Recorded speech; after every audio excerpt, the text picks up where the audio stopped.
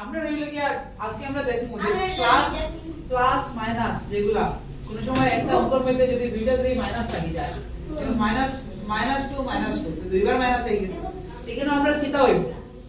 generally আমরা একটা concept মনে রাখবো যদি প্লাস আর প্লাস থাকে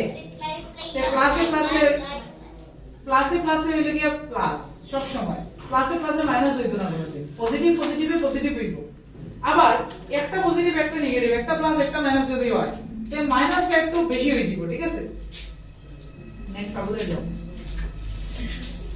প্লাস মাইনাস যদি থাকে তো মাইনাস হইব এখন যদি আগে মাইনাস থাকে পরে প্লাস থাকে এটা সেম কথা একটা প্লাস একটা মাইনাস আছে ঠিক আছে তেও এটা মাইনাস হইবে কিন্তু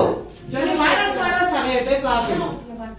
এটা শুধু একমাত্র প্লাস আর মাইনাসের ক্ষেত্রে অনলি প্লাস আর মাইনাস যে করব আমরা ওটার ভিতরে খালি ওটা হইবে এখন হইলো মাল্টিপ্লিকেশন আর ডিভাইড দুটোটা তো আলাদা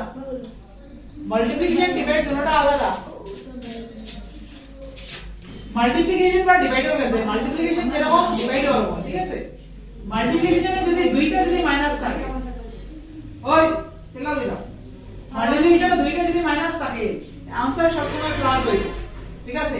-2 * -4 2 4 আর 8 হয় তে आंसर হলো প্লাস হয় একটা মাইনাস একটা প্লাস তে आंसर মাইনাস এ যাবে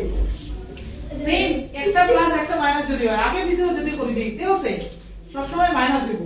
যদি অড থাকে মাইনাস মাইনাস যদি অড নাম্বার থাকে মাইনাস একটা আছে মাইনাস তিনটা আছে মাইনাস পাঁচটা আছে মাল্টিপ্লিকেশন বা ডিভাইডও তে সব সময়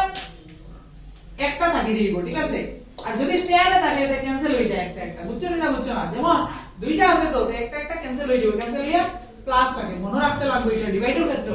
যেমন কেউ যদি কয় -4 ডিভাইড -2 তো মাইনাসে মাইনাসে ক্যান্সেল 2 দিয়া 4 এর ডিভাইড করলে आंसर 2 হইব তো প্লাস 2 হইব आंसर আবার কেউ যদি কয় -4 ডিভাইডেড বাই 2 প্লাস 2 তো आंसर কি হবে 2 হইব এটা মাইনাস থাকবে আগে বুঝছো না বুঝছো না